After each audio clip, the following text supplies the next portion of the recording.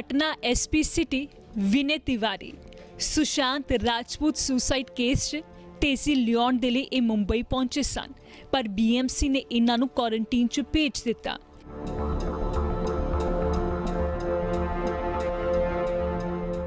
विनय तिवारी हुण 15 अगस्त तक क्वारंटीन रहणगे। इन्हां दे बाहर निकलण ते पाबंदी है, इसलिए ये वीडियो कॉन्फ्रेंस के जरिए मुंबई च जांच कर रही बिहार पुलिस टीम के नाल संपर्क विच रहणगे। हुण इस नूं लैके बिहार पुलिस ते महाराष्ट्र पुलिस के विचकार तनाव होर वध गया है।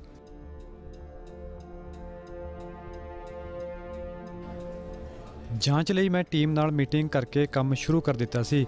ਉਸ ਤੋਂ ਬਾਅਦ BMC ਅਧਿਕਾਰੀਆਂ ਨੇ ਕਿਹਾ ਤੁਹਾਨੂੰ ਹੋਮ ਕੁਆਰੰਟਾਈਨ ਕਰਨਾ ਪਵੇਗਾ।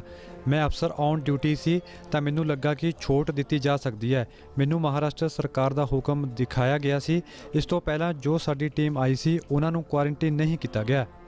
उन्हें क्वारंटाइन कर दिया गया, एक बड़ा बहाना बना करके कि जांच ना हो, बिहार पुलिस इस केस का जांच ना करे, हत्या का मामला सामने न आए। इसमें बड़े बड़े लोग, हम समझते हैं कि महाराष्ट्र सरकार के बड़े अधिकारी हो या बड़े नेता हो या सरकार से जुड़े लोग कहीं न कहीं इसमें बुरी तरह इन्वॉल्व हैं। सुशांत सिंह राजपूत की खुदकुशी मामले की तहकीकात इस वक्त देश के 2 पुलिस महकमे कर रहे ने, पर दोवां च कई तरह के मतभेद।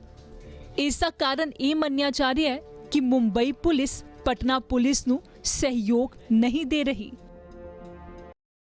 नॉन कॉपरेशन का सवाल ही नहीं उठता। लीगली हम एग्जामिन कर रहे हैं कि जुरिस्डिक्शन उनका बनता है कि नहीं बनता। हम उसके हिसाब से जो भी हमारे पास करेक्ट लीगल, मैंने कहा कि मेरी जानकारी के हिसाब से तो जुरिस्डिक्शन हमारी बनती है। अगर उनके पास कोई जुरिस्डिक्शन के बारे में कोई विशेष अधिकार है तो हमको बताया जाए। हम नॉन कॉपरेट नहीं कर रहे हैं, हम लीगल कार्रवाई कर रहे हैं, प्रोफेशनल इन्वेस्टिगेशन कर रहे हैं। There is no question of non cooperation. Patna police से मुंबई पुलिस की जांच च फर्क ये है कि पटना पुलिस ने इस मामले च FIR दर्ज की है, जबकि मुंबई पुलिस ने ADR दर्ज किया है। ADR का मतलब है एक्सीडेंटल डेथ रिपोर्ट। जब भी कोई शख्स खुदकुशी करता है तो सब तो पहला पुलिस ADR दर्ज करके ही अपनी तहकीकात शुरू कर दी है। एक पासे पटना पुलिस ने सुशांत सिंह राजपूत दे रिया चक्रवर्ती दे नाल निजी रिश्तियां नूं लैके चक्रवर्ती नूं मुलजम बनाया ते उन्हां विचकार आर्थिक लैण देण दी पड़ताल कर रही है।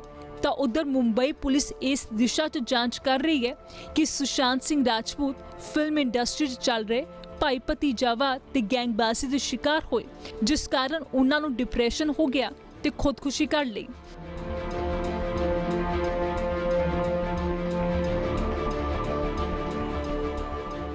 वैसे ये लड़ाई सिर्फ 2 पुलिस महकमियां दी नहीं है, ये लड़ाई 2 सरकारां दे विचकार दी भी है।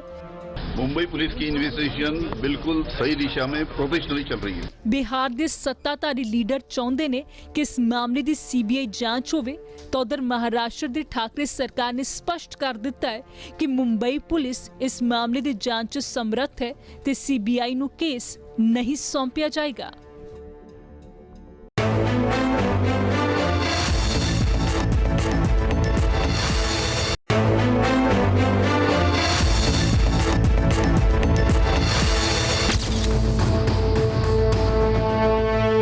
श्री सुशांत सिंह राजपूत की जो दुर्घटना हुई थी वो 14 जून की घटना है। बांद्रा पुलिस स्टेशन को रिपोर्ट आई थी उनके घर से इस घटना के बारे में। वहाँ पे पुलिस पहुँची थी, बॉडी को हॉस्पिटल ले जाया गया था जहाँ पे उनको डेथ बिफोर एडमिशन डिक्लेयर किया गया था। उसी दिन से इन्वेस्टिगेशन ऐसे केसेस में जो होता है कि CRPC 174 के हिसाब से ADR नंबर देकर एक अननेचुरल डेथ का केस इन्वेस्टिगेट किया जा रहा है। उसी में इन्वेस्टिगेशन चल रहा है। 14 जून से उनके घर पे जितने लोग थे उस समय 4 लोग उनके घर पे उस समय मौजूद थे। उनकी सिस्टर भी पहुंच चुकी थी उस समय तक। उसके अलावा जो चाबी बनाने वाले, ताला तोड़ने वाले को बुलाया गया था, वो भी, उस व्यक्ति का भी बयान लिया गया। जितने लोग थे सभी के बयान लिए गए। आज तक 56 लोगों के स्टेटमेंट्स रिकॉर्ड किए जा चुके हैं। जितने भी इसमें एंगल लोगों ने रिपोर्ट किए, हमारे सामने आए, हर एंगल को इसमें इन्वेस्टिगेट किया गया है, चाहे वो प्रोफेशनल राइवलरी का एंगल था, फाइनेंशियल ट्रांजैक्शंस का एंगल था, हेल्थ रिलेटेड एंगल था, सभी एंगल से इन्वेस्टिगेशन बांद्रा पुलिस स्टेशन कर रहा है। हमारे डीसीपी उसे पर्सनली सुपरवाइज कर रहे हैं और ये अभी भी ऑनगोइंग इन्वेस्टिगेशन है, आगे का इन्वेस्टिगेशन इसमें चल रहा है। मैं अब तक क्या निकल के आया, जो 56 लोगों के बयान दर्ज हुए उसमें से क्या निकल के आ रहा है, जांच की दिशा क्या तय हो रही है, किस वजह से सुसाइड किया, डिप्रेशन किस वजह से था उनको डिप्रेशन तो एक क्लिनिकल डायग्नोसिस है, एक इलनेस है, किस कारण से इलनेस होता है ये तो डॉक्टर्स ही बता सकते हैं, उसके बारे में तो हम कुछ बोलेंगे नहीं, बट ये अवश्य सामने आया है कि उनको बाइपोलर डिसऑर्डर था शायद, इस प्रकार का 4 जो उनके साइकेट्रिस्ट इलाज कर रहे थे उनसे उसका वो इलाज ले रहे थे, उसके बारे में निरंतर दवाइयाँ लेते थे, ये हमारे सामने आया है। और क्या सर्कमस्टांसेस थे जिसकी वजह से उन्होंने अपनी जान ली उस समय, वही हमारा सब्जेक्ट ऑफ इन्वेस्टिगेशन है। और ऐसा इन्वेस्टिगेशन जो एक 174 का इन्वेस्टिगेशन होता है, उसके 2 निष्कर्ष निकल सकते हैं। या तो इन्वेस्टिगेशन के बाद ये निष्कर्ष निकल सकता है कि इसमें कुछ क्रिमिनलिटी नहीं है, ऐसे में उसे एडीआर फाइनल के लिए मजिस्ट्रेट कोर्ट भेजा जाता है, मजिस्ट्रेट उसको एग्जामिन करके क्लोजर करता है। ये या इन्वेस्टिगेशन के दौरान ये सामने आता है कोई क्रिमिनलिटी है तो उसको एक कभी किसी भी समय उसमें आईपीसी के हिसाब से गुना दाखिल करके आगे का इन्वेस्टिगेशन लेकिन उसके फादर का ये आरोप है कि हमें मुंबई पुलिस की जांच पे भरोसा नहीं है, और उनके फादर ने जो स्टेटमेंट दिया है रिया चक्रवर्ती के बारे में, वो स्टेटमेंट मुंबई पुलिस को नहीं दिया था। श्री सुशांत सिंह राजपूत के पिता श्री, उनका नाम क्या था, कृष्ण कुमार सिंह, और उनकी 3 बहनों का नीतू सिंह एंड करिश्मा एंड उनके ब्रदर इन लॉ का स्टेटमेंट 16 तारीख को रिकॉर्ड किया गया था। हमारे पास स्टेटमेंट्स भी हैं और उस स्टेटमेंट में उन्होंने कोई शक व्यक्त नहीं किया था। ये सभी स्टेटमेंट्स उनके जो ब्रदर इन लॉ पुलिस में हैं श्री ओपी सिंह, उनकी प्रेजेंस में रिकॉर्ड किए गए थे। जो जो उन्होंने बताया उसमें उस हिसाब से इन्वेस्टिगेशन भी किया गया, लेकिन ये उन्होंने अवश्य कहा था प्रत्येक ने के स्टेटमेंट उन्होंने अपनी जान ली है, ना तो उन्होंने कोई मर्डर का आरोप किया, ना कोई उन्होंने सस्पिशन बताया, और ना किसी व्यक्ति से उनकी शिकायत थी। इस प्रकार के बयान उन्होंने उस समय दिए थे। और जो कानून में, सीआरपीसी में, क्रिमिनल लॉ में फर्स्ट इन्फॉर्मेशन होती है उसकी बहुत सैंक्टिटी होती है। फर्स्ट इन्फॉर्मेशन उसके श्री कृष्ण कुमार सिंह ने मुंबई पुलिस को दी थी, जो उनकी स्टेटमेंट के उनकी साइन स्टेटमेंट हमारे पास है, उसमें रिकॉर्डेड है हमारे पास। और उसके ऊपर कानून में भी जो फर्स्ट इन टाइम होता है, अनकरप्टेड वर्जन, बिना आपको सोचा समझा आपका वर्जन नहीं होता, जो आपको इमीडिएटली मालूम होता है, वो वर्जन जो आप रिकॉर्ड करते हैं वो हमारे पास है। उसके बाद भी लेकिन हमने उनके सिस्टर्स को दोबारा बुलाया करॉबरेशन के लिए, जो फैक्ट सामने आए थे। उनकी सिस्टर्स उसके बाद से हमारे इन्वेस्टिगेशन जो है नहीं हुई है। और अगर किसी को भी किसी के बारे में भी कोई शिकायत है तो अवश्य ही वरिष्ठ अधिकारियों से मिल सकते हैं, हमारे से आके मिल सकते हैं। और कोई भी उनकी अगर किसी एंगल से वो चाहते हैं इन्वेस्टिगेशन किया जाए, हम अवश्य इन्वेस्टिगेशन करेंगे। लेकिन उनके सिस्टर और ब्रदर इन लॉ आकर हमारे वरिष्ठ अधिकारियों से भी उस समय मिले थे, जॉइंट कमिश्नर से मिले थे, डिप्टी कमिश्नर से मिले थे। उन्होंने हमसे मदद मांगी थी कि उनके जो पौना की प्रॉपर्टी है, घर की प्रॉपर्टी, जाके सामान वगैरह चेक करने के लिए, ले जाने के लिए पूरी मदद की गई थी। उस समय भी किसी प्रकार का शक या हमारे इन्वेस्टिगेशन के बारे में कोई भी शिकायत उन लोगों ने कन्वे नहीं की थी। रिया चक्रवर्ती के बारे में क्या आप लोग इन्वेस्टिगेशन में क्या निकल के आए? दोनों के बीच में, सुशांत और रिया के बीच में रिश्ते कैसे थे? क्या जो आरोप बिहार पुलिस ने अपने एफआईआर में दर्ज किया उसमें कुछ भी सत्यता है? आपके इन्वेस्टिगेशन में क्या आया है सुशांत? अभी सत्यता तो क्या आरोप लग रहे हैं, सत्यता तो सामने, इट इज़ ऑनगोइंग इन्वेस्टिगेशन। अभी हमारा इन्वेस्टिगेशन कोई कंक्लूड नहीं हुआ है। कुछ फाइनेंशियल इरेगुलरिटीज़ के बारे में भी हमने पढ़ा था और शायद बिहार के एफआईआर में मेंशन्ड है कि उनके अकाउंट से 15 करोड़ साइफन ऑफ किए गए। जितना हमने अभी तक प्राइमा फेसी जितने अकाउंट्स देखे हैं, बैंक स्टेटमेंट, उनके लेजर्स, उनसे सीए से जितना बातचीत हुई है, बयान लिया गया, उसमें ये सामने आया है कि टोटल उनके अकाउंट में करीब 18 करोड़ रुपए थे। उसमें से अभी भी 4-4.5 करोड़ रुपए शायद उनके एफडीज़ में और बैंक अकाउंट में प्रेजेंट है। बाकी जो 13-14 करोड़ खर्च हुआ पूरा उसका डिटेल है, एग्जामिन किया जा रहा है। लेकिन जितना अभी तक दिखाई दे रहा है उसमें से डायरेक्टली एक भी पैसा शायद रिया चक्रवर्ती के अकाउंट में अभी तक ट्रांसफ़र नहीं हुआ है, बट हम डिटेल में एग्जामिन कर रहे हैं। जो डॉक्टर्स थे जो इलाज कर रहे थे उनका भी हम स्टेटमेंट लिए हैं, उनसे भी संपर्क में हैं, और जो उनके घर से उनका लैपटॉप या फ़ोन भी जब्त किया गया उसको भी टेक्निकल एविडेंस भी एग्जामिन की जा रही है, वो भी हमारे सामने है।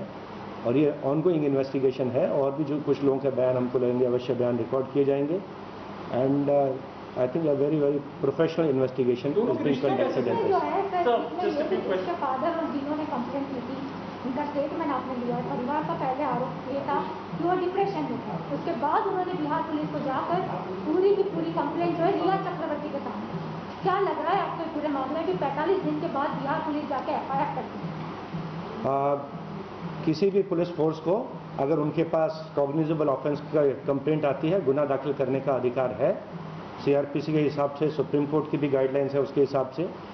लेकिन अगर गुनाह आपके जुरिस्डिक्शन के बाहर का है तो जो हमारी जानकारी है उसके हिसाब से उसको 0 नंबर का FIR नंबर देकर जो जुरिस्डिक्शनल जो पुलिस फोर्स होती है वहाँ पे ट्रांसफ़र किया जाता है। यही पद्धति हम भी फॉलो करते हैं। बिहार के भी कंप्लेंट्स कभी हमारे पास प्राप्त होते हैं तो गुनाह दाखिल किया जाता है और 0 का नंबर देकर बिहार पुलिस को ट्रांसफ़र कर दिया जाता है। तो हमारी जानकारी के हिसाब से तो यही प्रोसीजर है, CRPC का प्रोसीजर यही है। जो जुरिस्डिक्शनल कोर्ट होती है वो भी CRPC के हिसाब से मुंबई की कोर्ट हो जाती है। तो उन्होंने जो आके हमारे पास हमसे डॉक्यूमेंट्स वगैरह शेयर करने को कहा है, हमने उसके बारे में लीगल ओपिनियन मांगा है। यदि बिहार पुलिस के पास कोई ऐसी कानूनी जानकारी है कि जिसके हिसाब से उनको मुंबई में इन्वेस्टिगेशन करने का अधिकार मिल गया है ऐसी घटना के बारे में जो कि मुंबई की जुरिस्डिक्शन में हुई है, तो हम अवश्य ही चाहेंगे कि वो कानूनी पॉइंट, लीगल पॉइंट हमसे शेयर करें ताकि हम भी उस पर आगे कार्रवाई।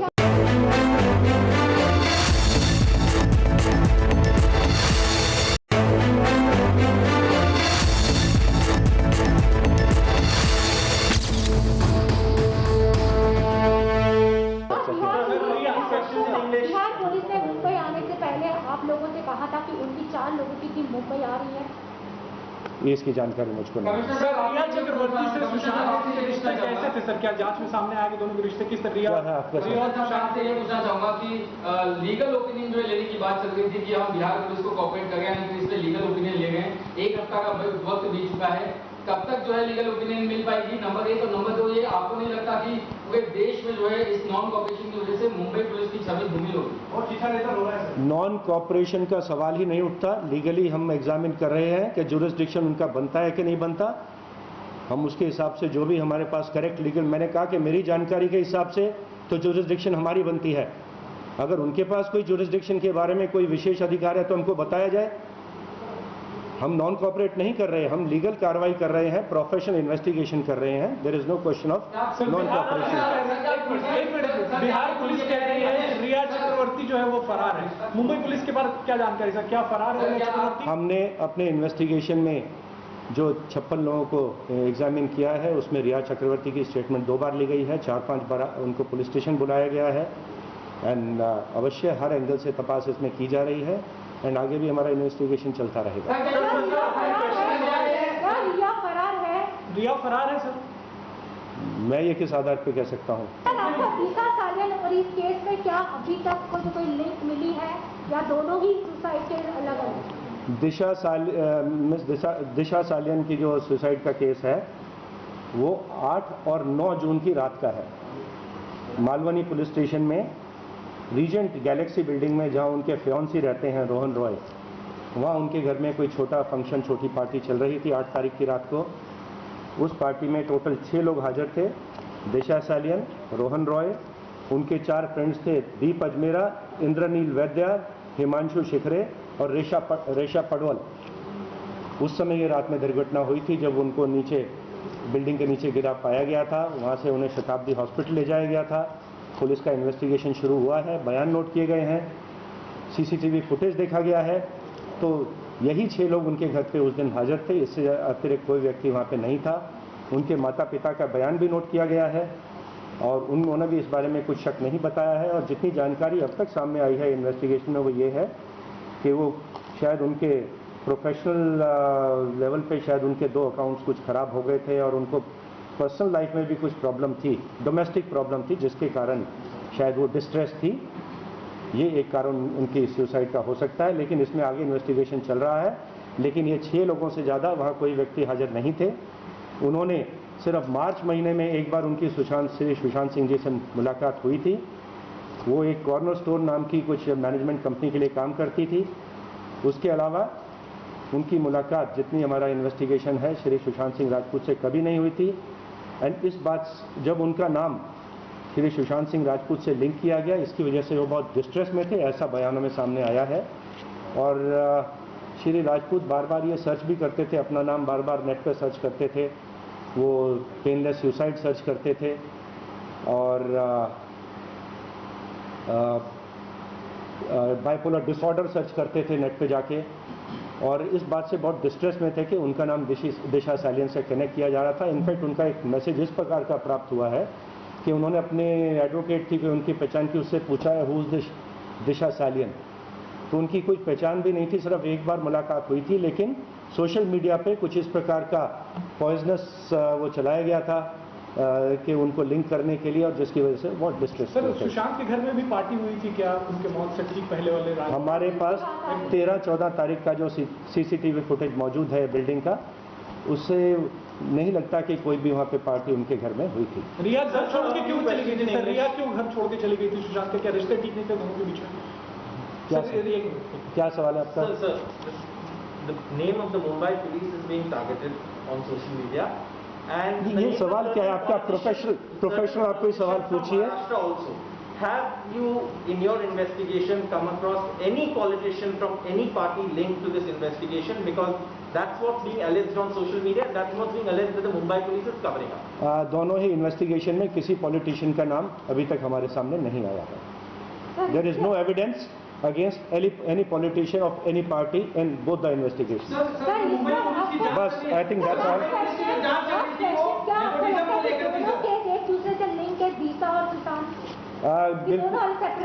दोनों सेपरेट इन्वेस्टिगेशन है, कोई लिंक हमको प्राप्त नहीं हुआ है, कोई लिंक दिखता भी नहीं है, एंड दोनों सेपरेट इन्वेस्टिगेशन चल रहे हैं। एक मालवनी पुलिस स्टेशन में चल रहा है, एक बांद्रा पुलिस स्टेशन में।